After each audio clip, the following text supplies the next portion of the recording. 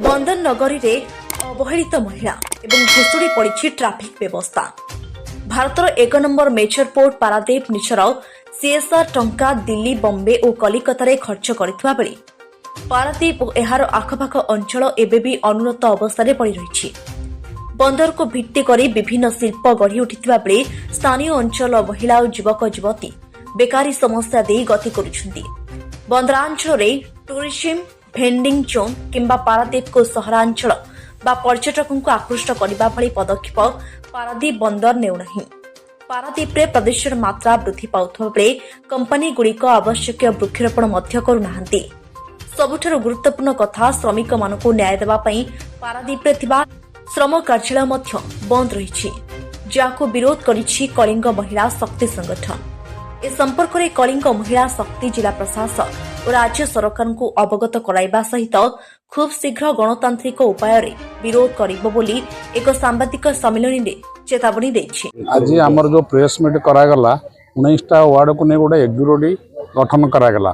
ये executive body माध्यम जो शिल्पटी सब गढ़ी उठी से शिल्प माध्यम केमती सीएसआर फंड खर्च हम महिला मैंने केमी निजुक्ति पाइबे केमती से पुओ कि स्वामी मैंने केमती व्यावसायिक पाइबे से आज प्रेस मीट माध्यम जन दिगला। मु मनोरमा खटुआ कलिंग महिला शक्तिर सभापति। आज प्रेस मीट करियार मुख्य कारण होची पारादीप होची एक शिल्प भित्तिक बंदर। पारादीप बंदर रे एपर्यंत टूरिस्ट प्लेस गढ़ी उठी नाही, जोटा वाइजाग रे विशाखापाटना किंतु पारादीप बंदर अर्थनीति रे कौनसी गुण रे ताठारु कम नुहे एपर्यंत नाही। 18 बांकी दोछकी मरण तुर्त दुर्घटना प्रत्येक दिन घटिबार चली। सिक्यूरिटी व्यवस्था नहीं। इठे जो श्रमिक माने काम करचंदी डीएलआर भाई हुंतु बा जो माने साधा सीधा काम करचंदी पोर्ट रे श्रमिक भाई वर्तमान लेबर ऑफिस 3 मास है ताला पड़ी बंद अच्छी से दुख जणिया को कहा पाखे ना तापाई करुचु।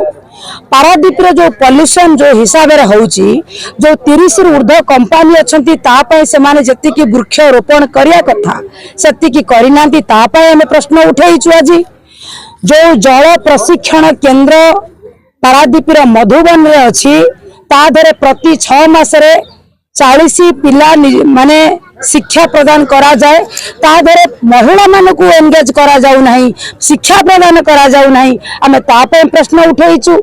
नेहरू बंगलार 1 नंबर वार्ड पारादीप जो खारी जल रे मत्स्य केमिति उत्पादन अधिका हेई परिबो मत्स्य प्रशिक्षण केंद्र रखिचंती ता धरे मत्स्यजीवी भाई मानक विधिवत भाबरे तालीम प्रदान करी जो उत्पादन करा जाउची कि नै तापे प्रश्न उठेइछु।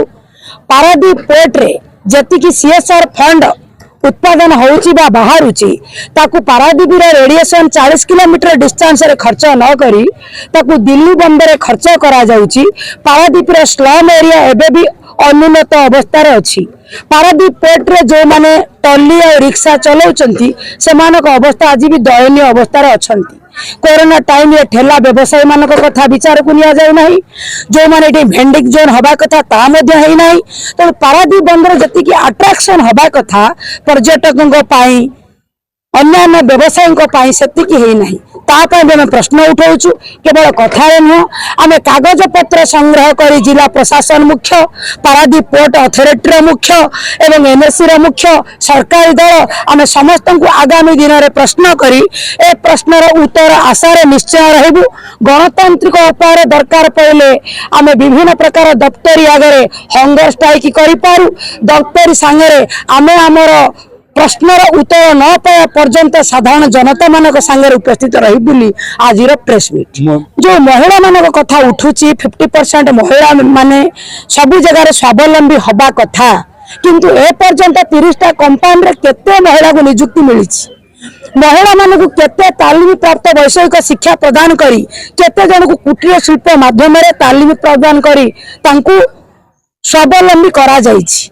महिला मानक कथा सरकार जो आईन आणुचंती दिल्ली रे बसी आईन आनिले हबनी ता बंदर अंचल रे केते इम्प्लीमेंट हेछि से प्रश्न मध्ये हम कागज कलम सह जिला प्रशासन पारादीप पोर्ट अथॉरिटी के हम प्रश्न आगामी दिन में पचारू आपको केते जोर इम्प्लीमेंट करिसेंती तांकर जो कार्यकारी से माने करिसेंती से कार्यकारी के आगामी दिन में केते इम्प्लीमेंट आगुरु करचंती आगामी दिन में करिवे वर्तमान करिसेंती तार उत्तरदायी रहिबे बोली ए प्रेस मीट ब्यूरो रिपोर्ट ओम टीवी ओडिया।